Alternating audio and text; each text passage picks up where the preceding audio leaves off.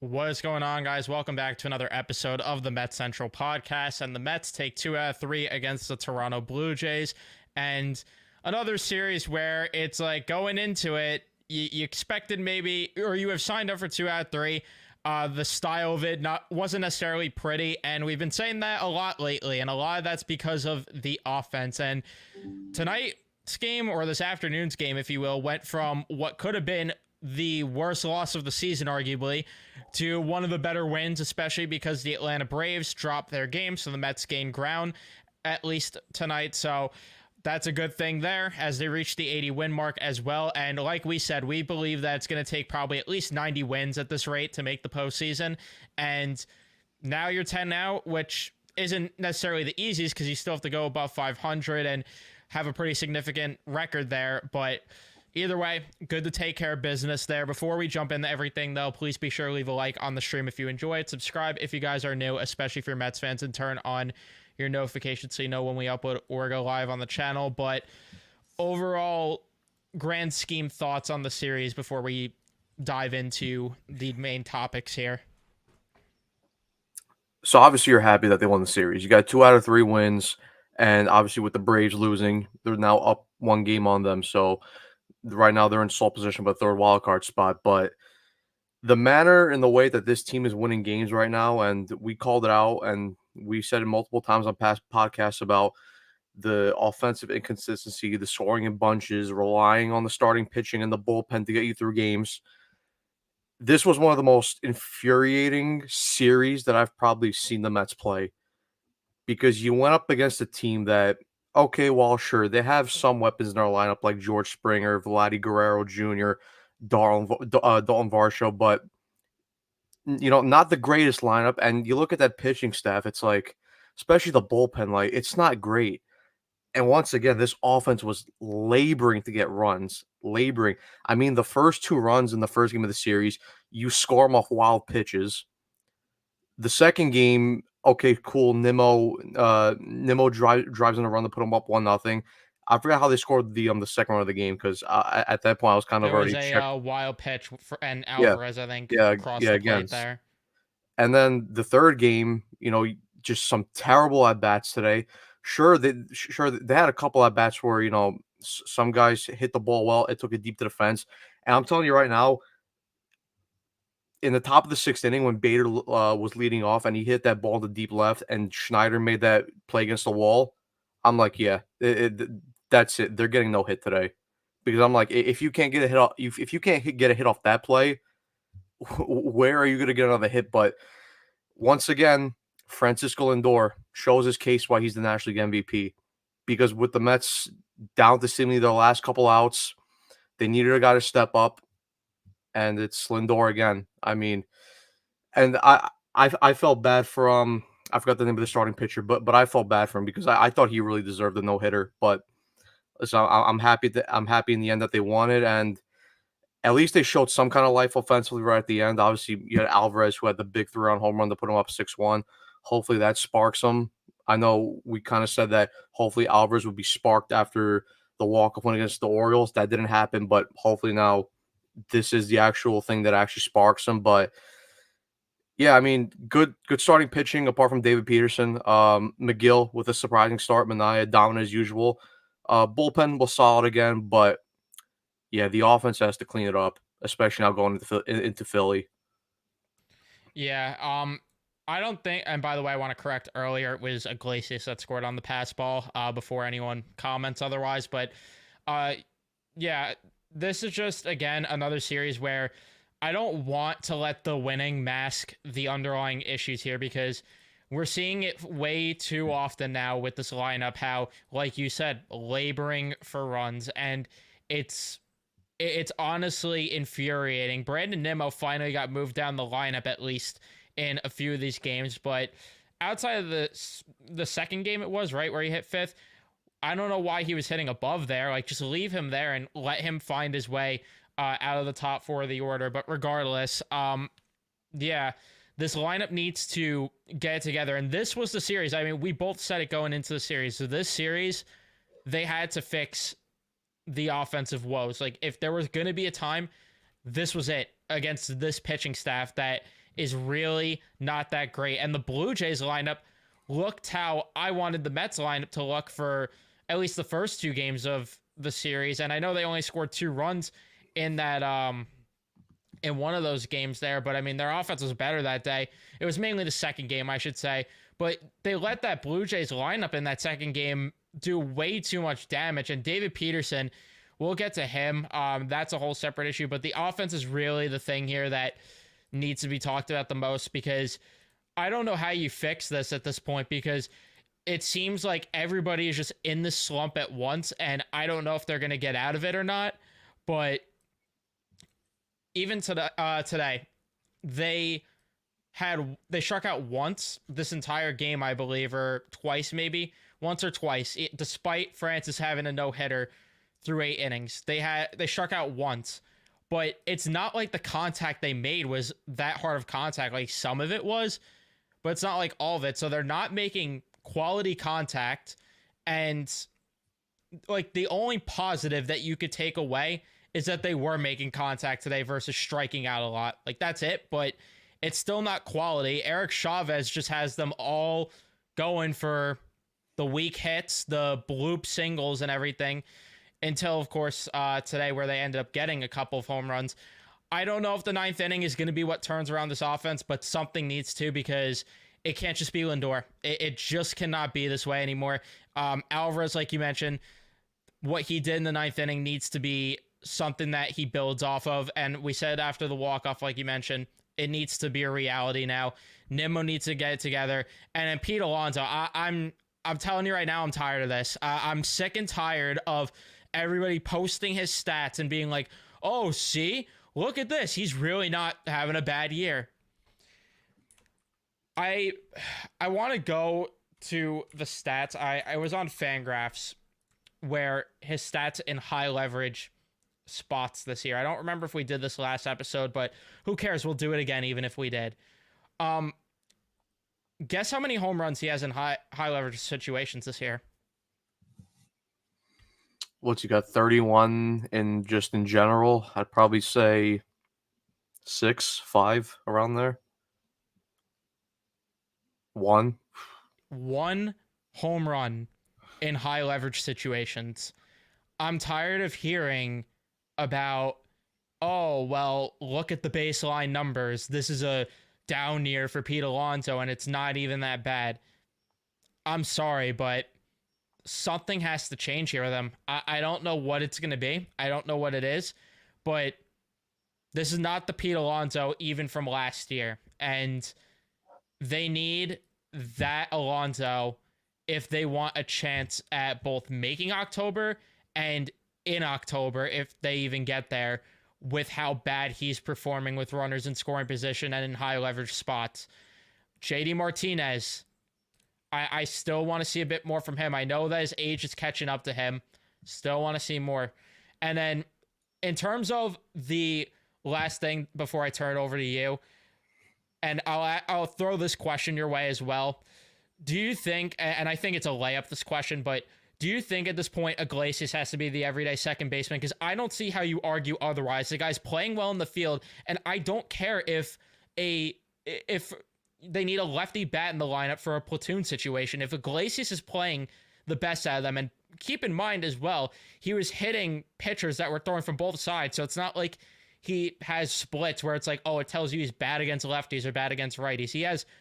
He's putting up good numbers regardless. And the days he's in the lineup, he's hitting second. So clearly he's one of your best hitters.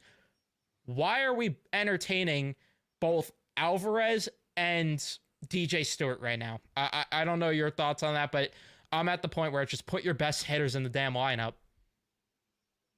Well, no, I mean, that just seems like a simple answer, because Jose Iglesias for me right now is pretty much the only guy who could play second base right now. I mean, sure, like technically, I'm sure Lindor could play second base, but you're not moving up from shortstop, because again, then who's going to play shortstop?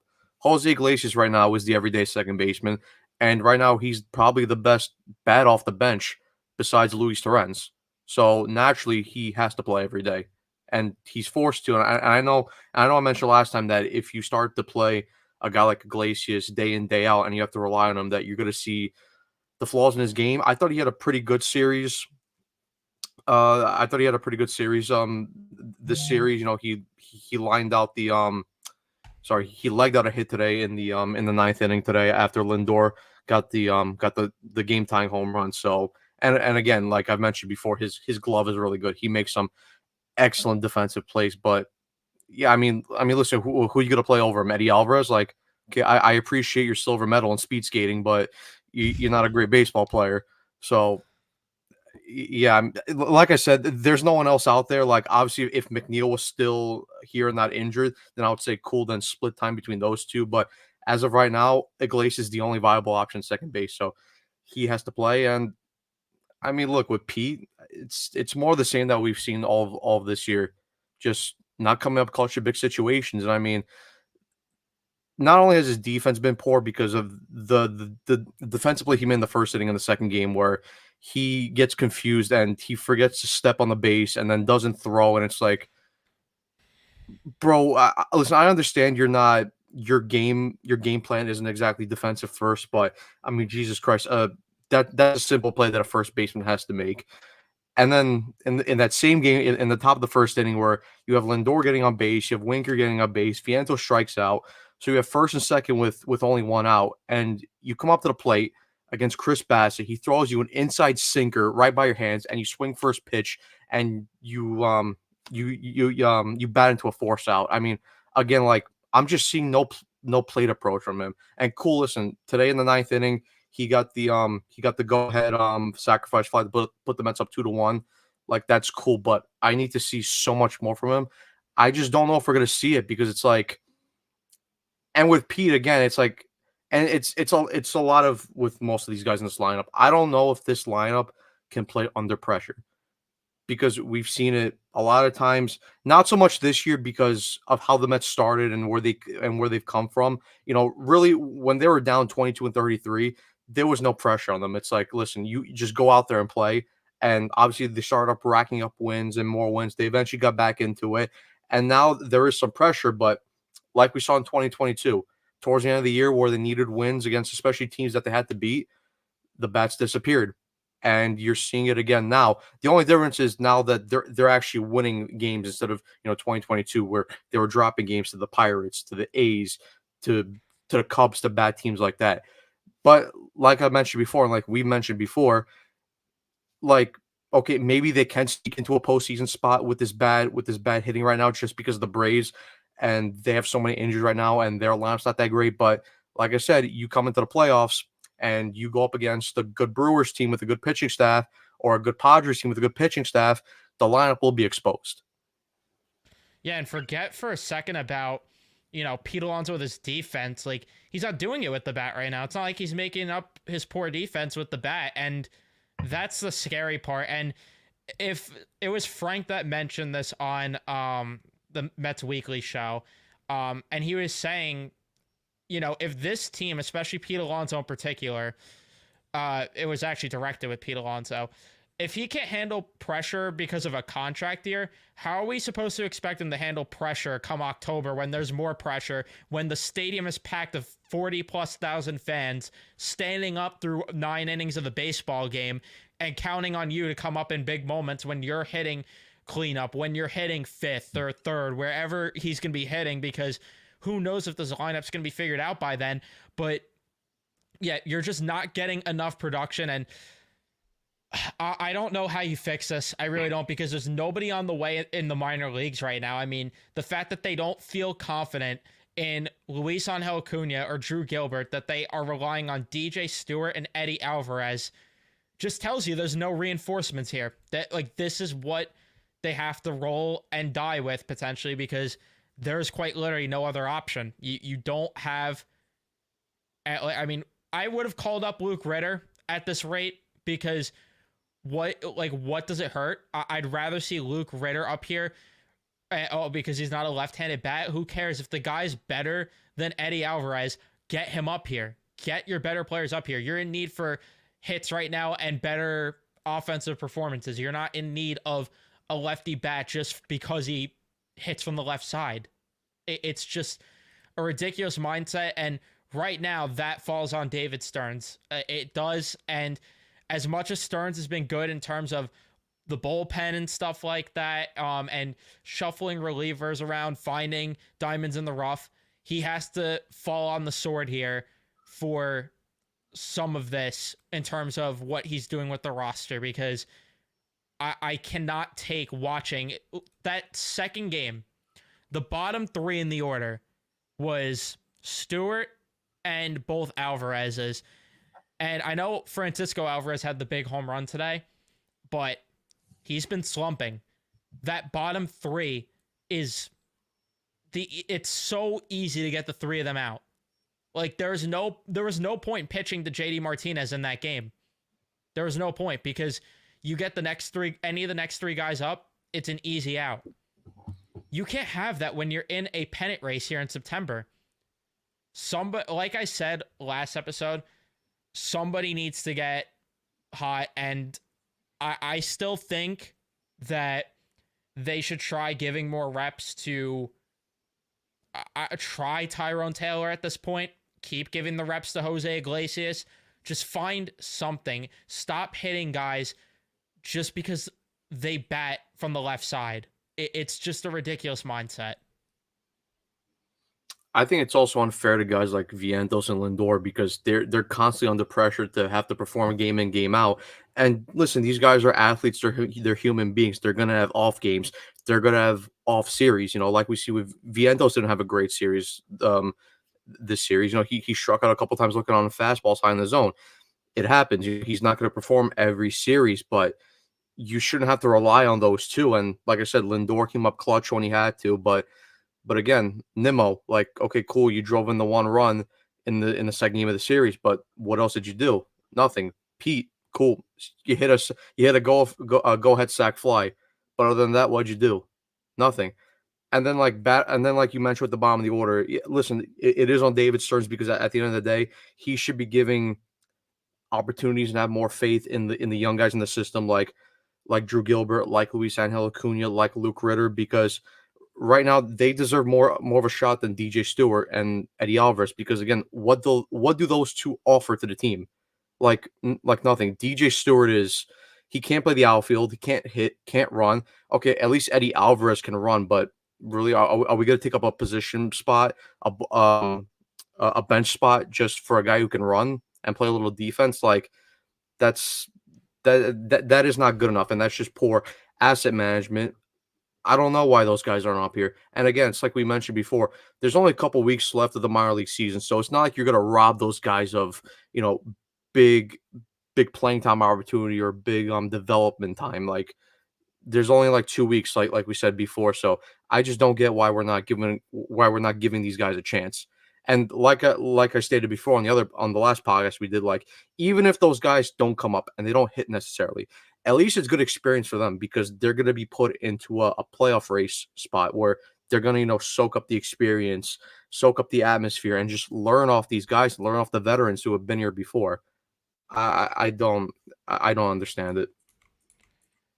Yeah, and especially if you're going to go the route of using these spots for guys that have speed and everything, go with your young prospects. Like why are we doing this with DJ Stewart? Like Stanley is saying, why? Like what is he bringing to the table? What have we seen in however many games he's played this season that tells you he should be up here? Cunha or Ritter, both of them better than Eddie Alvarez. And it also partially falls on Stearns because this goes back to the deadline where I still felt then he needed to acquire at least some sort of depth for the minor league roster offensively. Because if you were not going to be in a position where you were going to call up any of these prospects, then why did you not get additional help at the trade deadline? Why didn't you? Because you're at a point, because there was going to be someone that got hurt from now to the end of the season, from the deadline to the end of the season. There was going to be somebody, whether it was McNeil like it happened, whether it was going to be Marte who's prone to injuries, it was going to be somebody. He should have been way more prepared to, he should have put the team in a better spot, I should say, to be prepared for this type of situation. And I get that there was a bit of unluckiness too with Brett Beatty going down, because Brett Beatty probably would have been one of the guys up here, left-handed bat. But again, you got to prepare better, because this is just not going to cut it. But it also does fall on the offense too. I'm not going to sit here and act like it's all on Stearns, because the top guys aren't performing. Brandon Nimmo needs to wake the fuck up. Pete Alonso needs to, I don't know what he needs, but it's been all season. JD Martinez needs to be a more consistent hitter. Starling Marte is a veteran in this league. He needs to be better. And we sound like broken records. I get it. But what do you want us to address then? Because that's just all it is with this team. And that's all we could talk about is this offense, because it's been putrid. And tonight this afternoon was the latest example of the offense scoring in bunches, and you're not really doing a whole lot else outside of that. And even when you look at the first game that they won, 2 runs in the 8th inning, and a lot of their runs lately are coming because of errors, are coming because of walks. It's not coming because they're getting home runs or these extra base hits. It's coming off of that, strictly like walks, errors, and bloop singles, which again, it's not going to cut it in a pennant race and come October, and especially this 3-game set coming up this weekend against a quality baseball team. So yeah, I mean, going back to your point, like I agree. I think Stearns could have had a better trade deadline. I thought he had a decent one, but he really should have added a bit more. But like we said before, it comes down to the star players on this team. And like Vientos has played well, he's hit. Lindor's played well, he's hit. But it's down to the guys like Nimmo and like Pete Alonso. These, Nimmo signed a big time contract 2 off seasons ago. He's making $20-something million a year. He has not performed well. Same with Pete Alonso. This was his contract year. This was his opportunity to go out crazy, have a big year, and get a big payday for himself. Well, unless some other team is going to go out there in free agency this year and just throw him a big-time contract for no reason, like he's not going to look at a big-time contract. He might have to settle for a short-term deal. So, and so I wasn't even asking for Pete to go out and have an Aaron Judge type MVP season. I wasn't even asking for that. But I'm like, could you go out and hit 53 home runs like you did in your rookie season? Like at least and even Steve Cohen, high leverage spots. Yeah, even Steve Cohen said the same thing. He's like, listen, like I want Pete to go out there and have a big season. I want him to have to make me make a difficult decision. And right now, at least for Cohen and Stearns, I think that the decision is obvious in terms of the offseason. Like unless the contract is so low to the point where it just makes financially sense, like you don't bring him back. And I know there's still plenty of games left before we get to the offseason, but like I've said before, and like you said, I don't think Pete is back on this team next year. I just don't see it, because I think some team will just eventually overpay for him, whether that be a team like the Angels, the Cubs. I don't know. We'll see. But yeah, and then also, I mean, look, Alvarez has to take accountability too. Now, look, I'm not going to put everything on him, because I think a big part of it is down to Eric Chavez, because I think the guy is just screwed with him and his swing and not wanting him to pull the ball, even though he's supposed to be a home run hitter. He's supposed to pull the ball. But I think he does have to take some accountability too, just because I haven't seen any adjustments in his at bat. Because when he comes to the plate, I know, everybody who's watching the Met game knows that the attack by an opposing pitcher to go after Alvarez is breaking balls, and especially low and away. And I sit there and I watch some of these at bats. I'm like, bro, like, do you not know some of these pitches are coming? It's like if I know as a fan and I'm sitting there, it's like you should up at the plate. But I think, like I said before, I'm not going to give up on him. Hopefully this home run sparks him now, and now he goes on a tear, because they need his bat, and especially going into Philadelphia where the Mets are. I know the pitching has been great and the bullpen has been really good. But this is a Phillies lineup that can slug. And like I said before, you're in a hitters-friendly ballpark. You're going to have to go toe-to-toe with them offensively to stay in the series. It really clicked with me towards the end of the series, and it's something that I'm going to pay attention to as we go further. I'm sure that this is maybe obvious to some, but and maybe it's been for a while, but forget just Alvarez. The thing that you mentioned with the breaking balls outside of the zone and getting attacked there. Pete Alonso, he's getting attacked in the same area. JD Martinez getting attacked in the same area. It's those three righties that can hit for power. They're just going outside with the breaking balls and they're getting exposed there.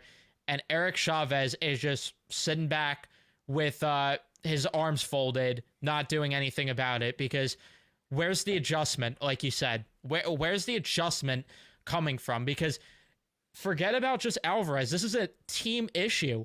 It really is. Like, and Chavez has to do something to have them adjust. And for a guy that wants the team to hit for contact so badly and hit for average, like it's still his playing days, why is this team not able to do that? Like, I'm not seeing Alvarez making contact on pitches outside of the zone. I'm not watching Pete Alonso make contact on pitches out of the zone. Instead, they're flailing or they're swinging way too late, swinging way too early. Their timing is off. Why are they struggling so much? It just makes no sense to me. And you're right about Pete Alonso. He's playing his way out of New York because if Pete Alonso didn't sign an extension and the Mets didn't want to give him that much money beforehand when he was actually hitting in high leverage spots and hitting 40 home runs or whatever, they are not paying this Pete Alonso. There's no shot in hell they're paying this Pete Alonso. And like you said, unless he takes a cheap deal or signs his qualifying offer, there's just no way. And we'll see about this one, Will. I don't know, but we'll have to see. And then I agree with this from Stanley, and this again falls on coaching because the offense struggles in the beginning of every game for the most part. There is no, like, it is rare outside of a few games I could think of off the top of my head. It is rare you see them jump on the opposing starting pitching early. That is on coaching for not having these guys prepared for who they're facing. And it's also credit to the other teams, if you even want to call it credit, because the game plan is very simple from watching film of any team. Just attack the most of the hitters on the outside part of the zone with breaking balls, and you're going to get them to swing. It's really not difficult, and that's the problem here. And there has to be an adjustment. I don't know if what we saw in the ninth inning and even today in general, where they were striking out less and making more contact, I don't know if that's the adjustment coming and we just didn't see the result till the ninth. But I'm telling you right now, if they don't do what they did in the ninth inning in, more often and more consistently through these next few games, and this continues in the next series or two, at that point, I'm going to be done shouting about this and I'm going to accept that this is who they are. And we have to just hope and pray that they could find ways to win in October with this, because I genuinely cannot take it. I don't even know if there was an adjustment made today. I just think, I mean, the pitch that was thrown to Lindor, it was supposed to be a fastball high and away. It stayed kind of in the middle, it's belt high, and he was able to destroy that pitch like he should be able to. I mean, and the rest of the offense pretty much was just bad pitching because Chad Green could have located the strike zone to save his life. He had like 3 walks in that inning. And then you just had the occasional sac fly. But then again, like they had the sac flies, but none of those pitches, apart from the Alvarez home run, was hit hard. It was just more soft contact in the outfield. And they're fortunate that they had speed on base at the time to come in and score those runs. But I think this is just who this offense is until coaching changes. The coaching staff has some serious changes in terms of the guys on that bench, because it's we're basically saying we're seeing a carbon copy of 2022. And again, who was the hitting coach in 2022? Eric Chavez. So I feel like until he's gone, then you won't see the result of that. And I trust Stearns is going to make that adjustment in terms of firing him and bringing in his own guy, because really the only guys that he's brought in on that coaching staff and he's made his own was Mendoza, obviously, and then he switched out the first base coach and the third base coach. But like Hefner stayed and Chavez stayed the same, and I think because why I think maybe Glenn Sherlock stayed on the coaching staff too. So I kind of do expect that there will be some changes to not only the coaching staff but also the lineup in general. Yeah, which I'm done ranting about the lineup, I think. I think I got everything, all my piece out. Do you have anything else to add about the offense or anything? Because I think I got my piece out on that one. No, I think that's it. We'll move on to discuss the pitching in this series. Tyler McGill, unbelievable start from him in the first game. And we said going into it, 5-6 innings, we will gladly sign up if that's even plausible. And he exceeded expectations going those 6 innings, 9 strikeouts, only allowing 1 hit, only allowing 2 walks. He was great. Danny Young has first bullpen blip in a while, so it happens. I'm not going to get mad at Danny Young for that one. Jose Budo still looking a bit shaky. His command is really not that great, and he yet again is falling behind in counts far too often.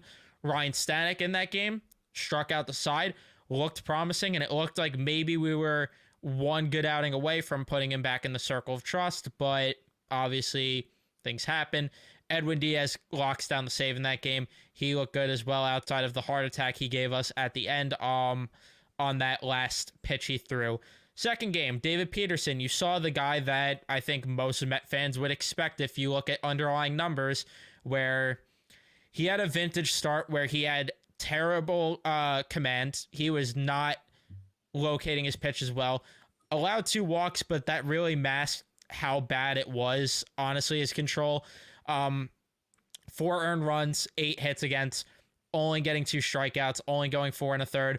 Not good stuff from him. Brazoban, it is what it is. He's the mop-up guy. He allowed a run. Not really much to take away there. Ottavino, he allowed a hit, but was still... Sorry, Alex Young came in first. Allowed a hit. He looked shaky as well. Adam Ottavino looked shaky as well. Allowed a hit and a walk, but ended up getting out of it. So only 1 run from the bullpen in that game. And then you go to this game, which it could have definitely been ugly with the bullpen with the way Ryan Stanek pitched, but with Sean Manaea 6 2/3. And before the game, we heard quotes about how it wouldn't take him much to be convinced to stay. And if he's going to keep pitching like this, I would love for him to stay, because 4 walks, not ideal, but he still pitched fine. 8 strikeouts, only 3 hits allowed, 1 earned run. Thought Sean Manaea was great still, outside of struggling a bit at the beginning. Reed Garrett, he allowed a hit, but still looked fine for the most part. It's going to happen. Danny Young, good bounce back against 1 batter. Ryan Stanek, not great. Allowed a run, a couple of hits. Things looking shaky with him still. Maybe we shouldn't put him in the circle of trust yet. And then Edwin Diaz got the save in the 1 batter against the 1 batter that he faced to get his 18th of the season, which is still bizarre that he's sub 20 in on the season with save opportunities or saves total. But yeah, overall solid from the pitching outside of Peterson, which does scare me, because if this is the start of the regression for Peterson, we're going to have problems. But overall, your thoughts? So obviously McGill, solid. Obviously, like we said before on the last podcast, if you give me 5 guaranteed innings, I'll gladly take it. And he gave you 6 innings and 6 quality innings. You know, other than the first inning where he got the first 2 outs and then he let a couple guys on base, and I'm like, oh, here we go again. Tyler McGill being Tyler McGill, but not credit to him. He was good. He was excellent, and he kept the Mets in that ball game. I thought I would never say those words this year with Tyler McGill, but credit to him, he was good. And he had the swing and miss going, 9 strikeouts, only had 2 walks. Pretty good. I'm Sean Manaea today. Manaea is just excellent. It's gotten to a point where it's not on the same level, but every time DeGrom took the start, you just knew that you were going to see just good, reliable, solid starting pitching. And obviously, like I said, it's not on that same level with Manaea, but it just seems like every time Manaea goes out there, I'm confident that he's going to go out there, he's going to strike guys out, he's going to go along in the game. Obviously, today, again, going 6 2/3 innings, like to see. The walks, 4 walks, a little high, sure, but I thought the one positive with that was, even though he allowed 4 walks, he was still able to go deep into games. So he wasn't racking up his pitch count quickly, during the game. So if he's still going to go deep in those games, and he'll have like a couple games where he goes 3-4 walks, like, I'm cool with that because it seems like every time he gets a guy on base, he just goes after the next guy, he attacks, and he, gets a big double play or gets a strikeout or gets a pop up. He's just doing his thing, and like I've said before, like you said before, because obviously he's going to opt out of his contract. Like that's a guarantee because he's going to get paid on the open market. But if the contract that he's going to want, it makes sense financially and in terms of years, it's going to make sense for the Mets, then I really want this guy back because if this guy slots in as your third and fourth starter, I mean that's just excellent depth for your starting rotation, and that's the type of strong pitching rotations that you need as a World Series team. With the Peterson, Peterson's interesting, right? Because I give him a lot of credit because over the last month he's been really good.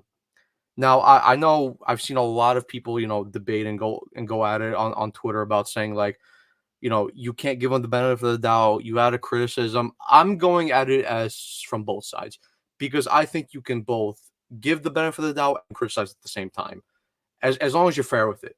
I will give him benefit of the doubt where over the last month he has pitched very well, and you saw him especially last start, switch up his repertoire a little bit and go high fastball, attack guys, and got a lot of swings and misses. So, like I said, he's pitched well over the last month, but you can criticize him in the way that he just flat out he was not good. He had no control of his fastball, and I thought in that game against the Jays, I thought I saw the same game plan. For me, he just, like I said before, he couldn't locate that fastball. Every time that was an arm side fastball inside the zone, he kept missing. I mean, like he had two wild pitches in the second inning. He threw a ball over Dalton Varshaw's head. He had trouble locating his slider a little bit. He just didn't have it. So yes, while I'm criticizing him and saying that he has to be a lot better because at the end of the day, we're late in the season. Every game matters. Every start matters. He has to perform well. So I'll criticize him there. But like I'm saying, since he has pitched well over the last month, I'll give him a little benefit of the doubt and I'll say, okay, bad start. It was a blip. It happens. Go out there and improve your next start. And go out and improve in your next start. If we see the same things again, then I'm like, okay, then whatever we saw over the last month, it was just a mirage, and we're going back to seeing regular David Peterson. The one thing though that I was pissed about, and because we've seen it a lot over the last winning streak, especially, how many times did we see the starting pitching bail out the offense and just keep the Mets in games over and over and over again? I was sitting there watching the game on my TV, and I was saying, okay, Peterson doesn't have it tonight. Can the offense step up for once and bail out the starting pitching tonight? And again, they couldn't do that because they couldn't score runs. So I'm like, okay, cool. Because listen, we're all going to acknowledge, no matter how good your rotation is, eventually one of these guys we're going to have a blip. It just so happens it was Peterson, but the offense eventually one of these days they have to pick up the starting pitching when one of these guys have a poor game. Yeah, I completely agree with that, along with everybody in the comments saying Manaea should be priority number one. Another comment from Stanley saying he wants Sevy and Manaea back. I do believe and agree with everyone that's saying Manaea needs to be priority one, which I'll work my thoughts on the starters as well quickly. Tyler McGill, again, gave you pretty much everything you could ask for. His fastball, I was impressed with the way he was taking up the velocity. Like, that is something that we've been waiting for Tyler McGill to do. And I think he's just honestly at this point where he's like, you know what? I'm fucking tired of people doubting me. And I'm fucking tired of this organization doubting me in general. Like, this is my sign as to you got to keep me on this pitching staff, whether it's in the rotation or the bullpen, because you saw him cranking up the fastball velocity to like 97 consistently. There was a couple, I think he even got a couple to 98. So he was dialing up his fastball, which was really nice to see. And he was also generating a lot of swing and miss stuff with the fastball. I mean, 58% on the swings that he generated with the fastball were with that. He did a very good job getting swing and miss stuff. And this is the Tyler McGill that we expect. And this is why people like Carson and even myself at times want to hold out hope that there is something in Tyler McGill that is a good pitcher. And it's nights like that where it's like he just needs to piece it together in that way, and he could get there. It might be a long road. It might be a long journey. I mean, look at Sean Manaea. It took him forever to reach this level. Maybe this is a turning point for Megill. And again, try him in the bullpen. If you're not going to commit him in the rotation, just do it, because he's throwing heat out of with the fastball. He's taking it up, and I think he could even take it up till 99 if he's out of the bullpen and he doesn't have to throw 80 plus pitches. David Peterson, we'll move on to him because you guys know I've never been shy about the fact that I've not been on the David Peterson hype train.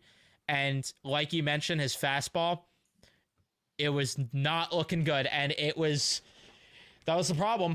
His fastball just wasn't generating the swing and miss stuff it did in the last start, and he was not locating with it. And I hated to see that he lost faith in it in that start, because what got him through his best start in his last outing, he just got away from entirely. And I'm hoping, like I said, this doesn't end up being a bit of regression and this is just a blip here. But yeah, just not a good start from him, and he's got to go back to trusting that fastball. And I think mechanically there was also an issue there. He was all over the place with his mechanics that start. Like, I don't know if you noticed it, but I at least noticed that it looked like he was a little all over the place with his mechanics. But I don't know. Maybe that's just me. Maybe I'm just crazy. And then Sean Manaea, he was unbelievable today. And that sinker, it's just disgusting. It's like, it doesn't compare to watching DeGrom throw 102. But it is something still. Like, we were spoiled with that, and we're watching him just attack hitters at the top of the zone with that sinker. Out of his pitches today that he threw, it was 109. 76 of them were sinkers, and 36% of the swings he generated were whiffed. He had 12 whiffs with that sinker. He's just been as good as you could possibly ask, and I was scared he was going to get the DeGrom treatment today, where he wasn't going to produce, or the offense wasn't going to produce for him. But thankfully, they found a way to get it done. He deserved the win in the start, but that's also why you should not take pitching wins seriously. And yeah, put Megill in the bullpen. Do it. But Sean Manaea, he looked great. But with the Peterson thing, I just want to ask, like, did you notice mechanically things being off? Because I thought I did, but again, maybe I'm crazy. I mean, I wasn't like sitting there in depth looking at his every single motion he had pitching, but you could just tell right away from the start of the game that the fastball is off, because he wasn't locating it like he was before. I mean, he just kept missing. Like I said, arm side up and in, he just kept missing. I'm like, yeah, he just doesn't have it today. And you could tell right away with Peterson when he has his stuff and he doesn't have his stuff, because it's obvious. It's because it's two different pitchers when you watch them. When you see a David Peterson who has command and a guy who doesn't.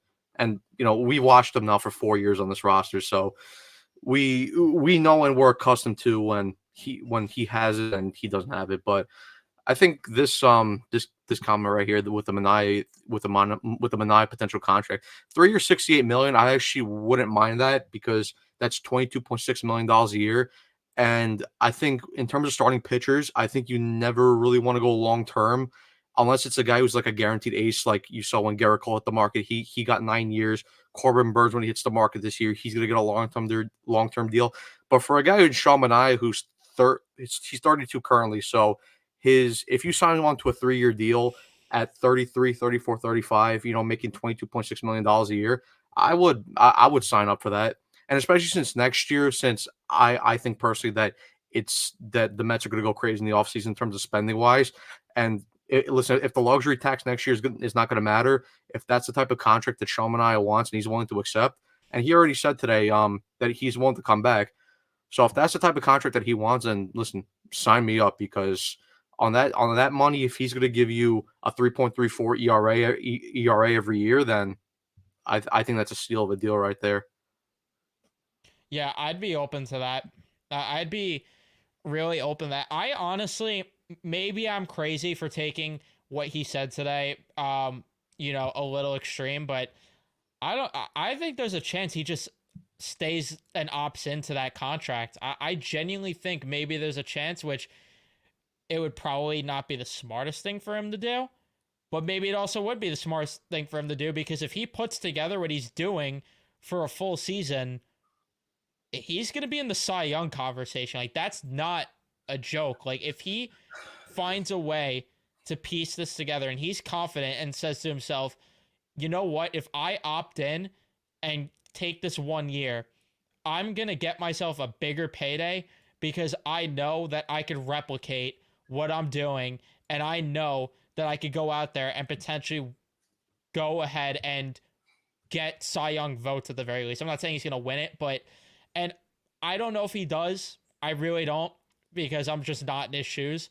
And that could be true, that there's no world where he does, where he opts back into the deal. But I don't know if I'd rule it out as a possibility. I really don't, because of the comments he made today, and because of the fact that I genuinely believe that if he puts this together for a full season, he could get a way bigger payday than he would get this offseason. But there's also the thing you could say to counter it, where he is getting up there in age, and this might be his best chance to cash in, where cashing in at 32, 33 might be easier at 33, 34. But at the same time, look at how many pitchers up in their age got big contracts. So I don't know if you agree with that. Judging by the look on your face, I'm assuming not. But Yeah, no. See, I mean, listen, if he wants to opt in and only make $14 million a year, then listen, I'm all for that, because give me quality players on cheap money. Listen, I'll be the last guy to complain about that, but I just think for him as an athlete, I just don't think it makes sense, because, like I said, he's 32 this year. Next year is going to be his 33-year-old season, and listen, he's getting up there in age. So, and he's already had a good season this year. And it's the thing with starting pitchers, where I know he's not a flamethrower. He doesn't throw 99, 100 miles an hour consistently, but you never know with injuries. And I think right now already he's guaranteed to get a good bag. I'm not saying he's going to go out there and get $30 million a year, but I think he could go out there and maybe get $25 million a year, maybe 22 and a half. I just don't think you can potentially risk that money, because listen, at the end of the day, as athletes, you do want to win, but you want to take care of your family at the end, and you want to do what's best for your career and in terms of money wise and contract wise. So, like I said, while I would love him to go out there and take the player option, only play for $14 million next year. Personally, I just don't see it. that's fair. I mean, I could see it either way, honestly. Like, I wouldn't be shocked if he opted in. I wouldn't be shocked if he opted out and then got a payday. I also wouldn't, because I agree with the reasons you mentioned, but I also agree with Stanley, where Manaea stated he likes being here and he feels comfortable here and he'd be happy to stay. Again, to what extent that means to where he would take a significant discount to where he wants to opt out and get paid, I don't know the extent of that. I really don't. And obviously he's going to say the right things. Oh, I like New York, this and that. He's obviously going to say the right things. So let's obviously not get too carried away with that. But at the same time, saying stuff like, oh, I like being here, this and that, versus being like, I'd be open to having conversations and I do really like it here. Like, the comments he made were a little bit of a step further. So I don't know how to take it, but we'll see. And I agree with this, that I think that the Mets will get first dibs in negotiations. And I think that there's a world this offseason where he'll circle back if he gets bigger offers elsewhere that he maybe would take. I think he would circle back. And obviously at that point, I think the Mets would match, because, I mean, I don't think they're going to want to let him walk either. I think it's one of those things where, like I said, I don't think he opts into that contract, but I think it might be one of those things where he likes it so much over here playing, and obviously the cheating lab has done wonders for him because he's been a totally different pitcher than he was at the start of the year. Even I think it might be one of those ones where, like, he talks to Cohen and Stearns like, listen, I want to stay here. I'm gonna opt out obviously because I think I can make more money, but maybe I'm willing to give you a cheaper discount. So maybe instead of like taking 25 million, maybe 22 and a half, 21, somewhere around there to like just make it work. But I mean, obviously, if he goes on free agency and some team offers him $30 million a year, now I don't think that's going to happen. But you never know with free agency sometimes. Now if that happens, I fully expect him to take the money at that point because, like I said before, he has to do what's best for his family and for his career. But I think it will be one of those things where, like I said, he'll opt out, but I think he might be willing to work with the Mets and negotiate for a fair price to stay here at a little bit of a discount. Yeah, we'll see what happens. And I do want to answer this, Ricardo. And I'm sorry, but you're crazy. Like, no offense, but you're Nope, crazy. nope. I'm not. I'm not entertaining bringing back Jose Quintana at this juncture. I'm really not, unless he all of a sudden in the next however many starts he gets turns into what Sean Manaea is. And I would say there's a better likelihood that I win the lottery. I could give more extreme examples, but I won't. But there's a bigger likelihood that I win the lottery, I would say, versus that happening. I wouldn't do it, especially 12 million. I don't think he's worth that. I think also at this point they have a lot of younger guys that are going to come through the system and they have money to allocate elsewhere. Like, allocate that to a Corbin Burns, allocate that to a Santander. So I wouldn't do it. And I'm not Yeah. doubting that Anaheim Listen, would be the team to do it, no, listen, but I wouldn't do it. that money is safe for Pete Alonso. Don't let Artie Moreno cook. Let Quintana go. Yeah, I'm not dying to bring No, Jose unless Quintana back. I mean, I'll, he might be moved to the bullpen when saying it comes back as like a piggyback, quote unquote, guy in his starts, which if that's not the biggest, you're getting demoted, I don't know what is. And that says a lot considering how a guy like Paul Blackburn even has been since joining the staff. Like, I would think he would be that guy, but the fact that there's talks about Quintana being the guy, I mean, that says a lot to me. no, if Quintana wants to stay and become a bullpen coach, then cool. By all means, you become a I'm not bullpen hiring him coach. to be the But bullpen coach even. The bullpen walks enough guys. I don't need the bullpen walking more batters. No, thank you. all right, well then he could be the guy who collects the balls. And then he can do that. I don't know if I even want him doing that. No, but Maybe. no, but I would say even like that's $12 million just base roster. That's not even factoring what the luxury tax is gonna bump that up to. So no, that's just I listen. I get Cohen as the richest pockets in the MLB, but just because you have the richest pockets doesn't mean you have to go out there and make dumb investments. And giving 1 year $12 million to Jose Quintana, that is a dumb investment. Yeah. I'm definitely not on board with that, but we'll continue to discuss here, of course. Final things on the series, which we'll talk about. I'll quickly go over the way each runs were scored during the series, and then we'll give our final thoughts and segue. Of course, fire in more questions because we're not gonna. If you guys answer or ask questions right now, we'll answer them probably towards the end of the show, just because it will probably be off-season talk, whatever, unless it's relevant to the conversation, of course. But if you want to fire in any questions, go ahead and do it.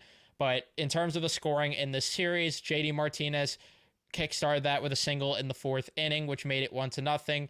Jimenez got hit by a pitch in the bottom of the seventh, which scored a run to tie the game up at 1. And then Luquez ended up getting a sacrifice fly to make it 2-1. The Mets in the eighth inning would answer by getting both their runs on the Blue Jays making uh-ohs as there was a wild pitch there. Alvarez comes in the score, ties the game at 2, and then a pass ball gets Alvarez scored that run. I'm all over the place. And then Tyrone Taylor scored the other run, and that's what happened there. You go to the second game where Brandon Nimmo got a single. In the bottom of the second, Jimenez got a single, and the game was tied at 1 at that point. The bottom of the third, Kirk got a double to make it 2-1. Schneider got a triple, 4-1. and then a RBI single from Wilper Fido ended up making it 5-1. A pass ball in the 7th inning would score Iglesias to make it 5-2. Bottom of the 7th, Horwitz would get a double to make it 6-2. We go to game 3, where in the bottom of the 4th, Schneider made it 1-0 on a force out as Manaea was working out of a bases loaded jam, and it looked like they were going to roll over and die until the MVP said no. Until the MVP said, I'm going to backpack this team and continue to prove why I deserve to win the MVP over that iPad merchant, as he ties the game up at 1. And then Pete Alonso, will he come up in the clutch? Sort of. Got a sacrifice fly. Marte, sacrifice fly. And then Alvarez put the hammer down, making it 6-1. Bottom of the 9th, Addison Barger. Chris Paul hits a huge 3 to cut the lead down to 43 or 42, whatever it is. And that made it 6-2. So, yeah, the Mets get the job done in that final game. Overall, though, thoughts on the series, or final thoughts, I should say, before we segue. I mean, I think we pretty much all covered it. I mean, like I said before, this was one of the most infuriating series that I've ever watched. Just because, I mean, like, cool, you got good, not from Peterson, but from McGill and Manaea, you got good starts from your starting rotation. You got decent work from your bullpen, but the offense was just inexcusable. Apart from the last inning of the last game, they got to wake up. Yep, and they will have to do that come Friday because there's an off day tomorrow. And in terms of Friday's starting pitchers, it's looking like Jose Quintana versus Aaron Nola, which I'm getting a root canal on Friday, and somehow watching Quintana is going to be worse probably than that. Saturday, Luis Severino. We don't know who's pitching for Philadelphia at this rate. That is to be determined. And then Sunday, the Mets don't have a pitcher lined up. I'm assuming they're going to give it to McGill because there was rumors of that being the case, and Blackburn again is going to miss his start versus Christopher Sanchez for the Phillies. So get to avoid Zach Wheeler, thankfully, which he would have just absolutely annihilated the Mets. But we do have to face Nola, which sucks. But yeah, overall, another series where they need to take 2 out of 3 minimum. Would really love the sweep, because then that puts you potentially in the conversation to win the division. But I don't want to get too ahead of myself unless they end up getting that done. But at minimum, win 2 out of 3, because you are just in a spot where you can't lose series. You just got to win series. No, I mean, listen, it's a 3-game set. I think they got to go out there and win this series. And the way they're going to win this series is by going out there. The bat's got to hit. It's simple as that, because, like I said before, while the rotation has been good, or while the bullpen has been solid, this is a Phillies team that can slog and can hit home runs. And you're playing at a very hitter-friendly ballpark. So you know what? You're going to have to go out there, and you're going to have to match them batter for batter. If Pete Alonso can't get going in this series, then I just give up, and I don't think he'll ever get going. And I know I've said that multiple times now throughout the season, but seriously, if he can't go out and hit multiple home runs in this series, then see you later, pal. I'm just laughing because on cue, I just look at my phone and Ohtani hit a home run as I called him an iPad merchant. Okay, I'll shut up now.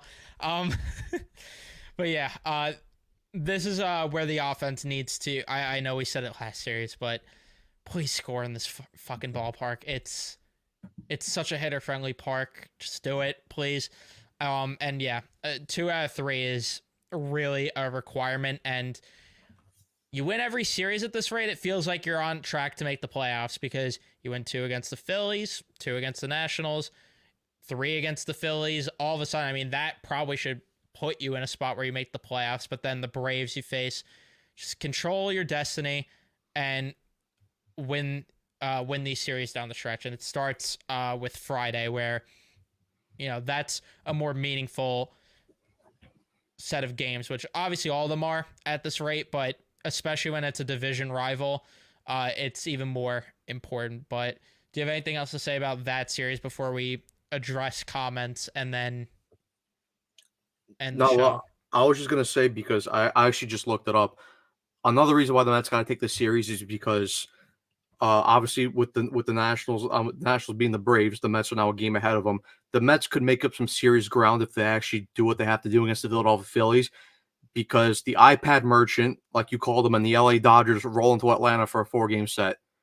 So if the Dodgers could actually help out the Mets right here and take some game from the Braves, and the Mets actually, take 2 out of 3, they could seriously give themselves some nice distance against the Braves.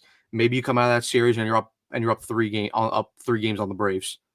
This is huge. You got to take advantage, especially when the Braves are playing the Dodgers. So let's all pray to iPad Merchant to Shohei Ohtani. So hopefully he could just kill the Braves right now. But yeah, like I said, Mets got to do what they got to do. They got to win, and the offense has to get going. If it means making the playoffs, get to 50-50, Ohtani. Just do it. Rip the Band-Aid off. Just help the Mets make the playoffs. Have your MVP award. We'll focus on bigger things. You could have your individual award at that point. But yeah, I agree. You got to take advantage there. But let's get to the comments. Ricardo saying, agreed on Santander. He's my big ticket option. I'm not signing Soto for $50 million a year. I cannot get behind that last part. Nope. I'm giving Soto whatever he wants personally. But I would love Santander as a consolation prize. And I know that Met fans don't want to hear that. I know they're not going to want to hear Santander would be a good consolation prize, but it's the truth. He would be. And he's a guy that hits for power. Truthfully plays the field better than Soto. But obviously, I'm still getting Soto because of his bat. But he's a switch hitter. And playing in a tough ballpark, too, to hit to left field and pull as a righty. So you might even see the power numbers go up for him. God. And he's not going to get paid. He's not going to get paid as much as Soto at all. I don't even know how much he's going to end up getting, but I would absolutely be on board with, how about just mess around and get both, right? But realistically, I don't know if it happens. And that kind of does segue into the next question. Will the Mets re-sign Bader for next season?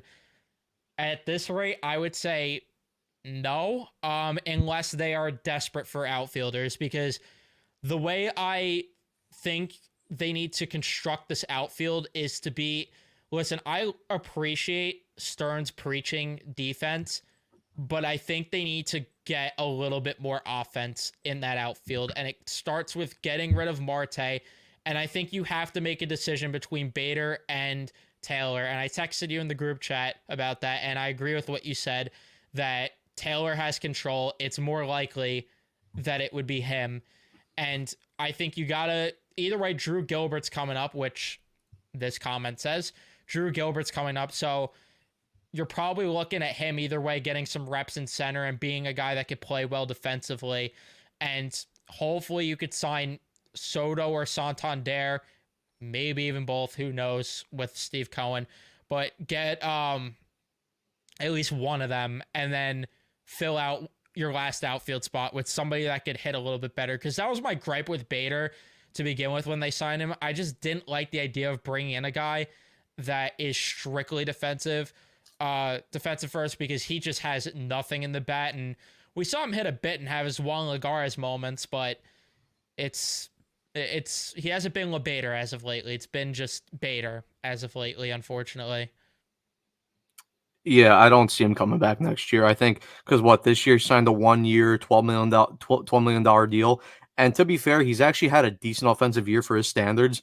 11 home runs, 47 RBIs. It's actually the second most RBIs that he's ever had for himself personally, because I think his highest was 50 RBIs. So I think some team will probably be willing to give him like a multi-year deal for improved money. So yeah, I just don't see him coming back, and especially like what I texted in the group chat, that Taylor has 2 more years of control after arbitration. So, and we know how much Stearns loves guys with control. So, and that's also his guy, because he traded for him from Milwaukee. So I think that's obvious. I think Taylor will stay here. Nimmo's obviously going to stay, and Drew Gilbert coming up, and then depending on where the Mets go from there, obviously they're going to add another outfielder out there. Whether that be Soto, whether that be Santander, whether that be both, I don't know. But yeah, I don't see Bader coming back at all. Yeah, I just don't. let's be. I'm assuming you meant to say let's be honest. Katana's been okay the last few times out. Last time out, yes. I'll give you that. Last time out, yes, but I need to see more. I need to, and Mike partner. First time, long time. Who will win a title first? Rangers or Mets? I know my answer. I'll let you answer this one first. I would put money on the table like a Mike Bartner betting on the Dallas Cowboys at the casino. And what was it? The Cowboys, the Sixers, and what was the last team he bet on? Oh, I forgot. I wouldn't You're be gonna have surprised. to tell me if you're I still wouldn't be here. surprised if it's the Devils though, because we know Mike loves himself I some New think it Jersey was the Devils. Devils. I actually think you're right. Um, I think that's a pretty easy choice. I mean, one team has a good guy in the front office, another guy is a complete dumbass who's an Igor merchant and who's going to bend over for him and give him $12 million a year, which ultimately shuts the cup window down. So yeah, the Mets will win a World Series first before the Rangers win a Stanley Cup. I think that's pretty obvious. And I know, don't show this to Rangers Twitter because they're gonna get all over me. They're gonna call me a fake fan, and I'm gonna be, probably chased out of Madison Square Garden next year. But hey, listen, it is what it is. I gotta be honest at the end of the day. No, you could post it and put my take here on Twitter. You could clip it, put it on Twitter, TikTok, whatever. Get me the engagement. It's free. I mean, it's not even bait. It's the truth that the Mets are in a far better spot to win a championship sooner than the Rangers, because realistically, the Rangers have this season probably to get it done while Igor's on that deal. And chances are unlikely they do it because Jacob Trouba is still on this hockey team. And on top of that, guys that disappear in the postseason. But it's this year for them, or else it's probably not going to happen because, like Matt said, they're going to pay Igor, and the window, you could slam that thing shut because at that point, you still have to pay Lafreniere, you still have to pay Keandre Miller, and that's along Mika who's getting his money. That's along Trocheck who's getting his money. Where are you building around these guys, and what's the supporting cast going to be? Because Drury loves going headfirst into the dumpster. I can tell you that right now. As much as we call David Stearns Dumpster Dave, I don't think anyone loves the dumpster as much as Drury. I mean, he's going in with the Speedo, the swim cap on, and the snorkel headfirst into the dumpster to sign guys who have not played in the NHL in years. The Mets, on the other hand, are at 80 wins in a year that people thought they would get 80 wins by the end of the year, and they're at 80 wins right now. They have promising pieces, like you mentioned, a better front office, a deep prospect pool, and I know the Rangers have some good prospects, but the Mets have a deeper prospect pool, and they have financial flexibility where the Rangers don't have that. If hockey wasn't a salary cap sport, that would make the decision a little bit tougher. Not that I trust Dolan, of all people, to make the right decisions with that, because he would just go ape shit and spend it on a bunch of star players, and the bottom six would have it would look like an Olympic team. But yeah, I gotta go with the Mets on that one. Yeah, but at least when Stearns when he jumps into the dumpster, he actually gets some quality finds. I mean, Stearns jumped into the dumpster and he managed to grab himself Severino and Manaea. When Drury jumps into the dumpster, he comes out with Adam Ernie. I think there's a huge difference between Adam Ernie and Sean Manaea. No offense to Adam Ernie. I'm sure you're a nice guy, but yeah, it is what it is. Signing Sam Carrick as the second free agent of the day for 3 years, and also signing, again, I recorded a video on them signing Bowie today. I couldn't even upload it. I'm just not even going to bother. It would just be a sequel of me ripping on Chris Drury. And I also ripped on him for the fact that Igor Shesterkin's probably going to get that extension. And I don't know. I already pissed enough people off on Twitter today. I didn't feel like bringing my villain activities, if you will, to YouTube. So, because apparently it's a bad thing to have an opinion these days, and it's a bad thing to want the team to try something different, but we're not here to talk Rangers. We'll move on. Why spend on Soto when we could spend on 3 players? Because if they get Juan Soto, they are going to build around Juan Soto. This wouldn't be a thing where they just pay Juan Soto and then budget spend like the Wilpons, because if the Wilpons were here, like with Cespedes, yeah, well, Cespedes is making all this money, so we don't need to sign Bryce Harper. It would be silly to have two outfielders making a lot of money. It's not the case there. Well, if the Wilpons were here, we wouldn't even be in discussion for Juan Soto anyway. But Ricardo, this is why True. we have Steve Cohen, so we can go secure a guy like Juan Soto and still go out and get other top end free agents, like what the Dodgers did last year. Sure, they were able to secure Otani. Sure, the payments were deferred, but let's not act like they didn't have already a large payroll with paying guys before, like Freddie Freeman and Mookie Betts. No, they had that, but they have big pockets they're willing to spend, so they were able to go out and get a Shohei Otani, and then on top of that, add a guy like Yamamoto, who they went out and spend big, even though he was a guy who never pitched in the MLB before. So this is why we have Steve Cohen. So we can go out there, we can get a guy like Juan Soto, and then we can go out there, and whether we want to go out there and get a guy like Corbin Burns or Alex Bregman or Anthony Santander. This is the benefit of having the richest owner in the sport. They got to take advantage of that now, and I fully believe that Steve Cohen will be going all in this offseason. Yeah, I agree. So it's not like it's a thing where they're gonna budget spend just because they land Juan Soto. So, I think you guys think Cohen is gonna spend like a drunken sailor this offseason. We showed otherwise. I don't think he's gonna spend. Listen, I'm getting ahead of myself when I say Santander and Soto, but I think realistically he lands Soto or Santander and a quality starting pitcher like Corbin Burns. I think that's a realistic ask, and then Stearns will do his budget finds to get the supporting cast with those guys, and I'm not complaining. I if that's their offseason, I am not complaining, especially because this past offseason on paper looked like complete ass, and look at us now. But I think also with that point, it goes back to where the Mets already had a lot of dead money, not even on the roster this year. I mean, they had $63 million combined in payroll just on Max Scherzer, Justin Verlander, and James McCann, who weren't even on the roster at this point. So now with that money coming off, and that's not guys that you have to replace on the roster straight up. You know, you can go allocate that money now to different spots now, depending on different guys. Now, I think a big chunk of that money is going to go towards Juan Soto because, like I said before, I think Soto is going to get 15 years, 750, so $50 million a year. You know, you allocate 50 to that 63 million to that 50. Now you have some money left over to go out and spend in other positions. And we saw the same thing with the LA Dodgers. You know, after the Braves won the World Series, they went out, they signed Freddie Freeman. Then the next offseason, they went out and had a quiet offseason. They really didn't add a bunch of high known guys. They waited that offseason, and then the next offseason, like I said, they went out and they spent big with Otani and Yamamoto. I think with the conservative spending that we saw last year and waiting now for that dead money to come off the books, I fully expect Cohen to go all out this offseason. Yeah, I agree. I agree with that, and he would probably play left field here, and it was the Devils.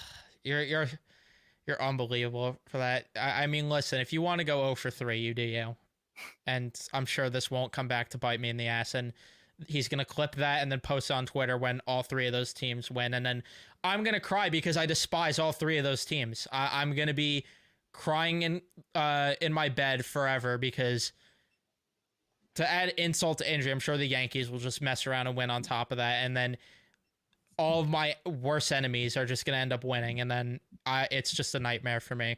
It's already been tough enough. It was tough enough watching the Devils beat the Rangers. If they won a cup before the Rangers, I wouldn't be surprised, but I also would be crying in the corner for a while. Ricardo says Christian Walker $22 million, Sean Manaea $24 million, Santander $25 million. That's $71 million on 3 productive players. No way I'm giving Soto $60 per. I think you're lowballing a couple of those players. Not Walker, Manaea. I think Santander you're lowballing. I think Santander is gonna get in the 30 range, 35 range. I really do, and I get that's still not that much compared to what Soto's gonna get. It's still or I should say it's a little bit more for those three versus that, but I don't know. I still would give up the money to get would give the money to get one, so because one, it's not my money regardless. Two, like we just discussed, Cohen will spend anyway. It's not like he was just gonna budget spend. And like I mentioned, even if he does, David Stern's already proved in 1 year that he could budget spend well. So I'm not entirely worried about that. That bat is too lethal to not go out there. Like even you can make the case that he's not a great defensive player. Yeah, I get it. He's no Gold Glove guy. He's never gonna win a Gold Glove. But when you see him going out there and he's hitting for a 290, 300 batting average every season, a 950 to a 1000 OPS every offseason, he's crushing 45 to 50 home runs every year, getting 100 RBIs every year. It's like you can't pass up on that, especially when it looks like he wants to play in New York. And ultimately, I think that since he is a Scott Boras client, he's ultimately going to go down. He's ultimately going to sign with whoever gives him the highest offer. I think the Mets will give him the highest offer. So ultimately, I think he signs here. I mean, listen, everybody has their own opinion, and I respect that, but I just don't see how logically you can say, yeah, I'm gonna pass up on all that. For me, I can't see it personally. Yeah, no, I can't either. That I agree with that one. Completely agree. But we're already over an hour, so we'll probably wrap this one up here. Any final thoughts though before we do? Just please, Dodgers, go out there and take 3 out of 4 from the Braves. Or hey, listen, I won't complain if you sweep either. But the offense, man, Pete, Nimmo, Alvarez, Lindor, Vientos, you guys are cool because you've been producing lately. But those three guys, can you please step up and have big series? Because 7 games now, and I know it's not all 7 games back to back against the Phillies, but these are 7 big games that potentially can decide whether this team makes the playoffs or not. Listen, if you want to go out there and make an impact now, cool, because this team, this franchise desperately needs it. Just please step up. Yeah, and thank you, Ricardo. Appreciate that. Glad we could have civil discussions because that's just not a thing that exists in the hockey world. So I appreciate that a lot, Ricardo. But yeah, go take 2 out of 3 minimum here, and hopefully the Dodgers help us out for once, because this is the first time I think ever in my life I'm gonna be actively rooting for the Dodgers, which makes me want to vomit still. But that is going to be it for us. Thank you guys so much for tuning in and watching. Don't forget to leave a like if you haven't already. Don't forget to subscribe. Turn on your notifications so you know when we upload or go live on the channel. And we will see you in the next one.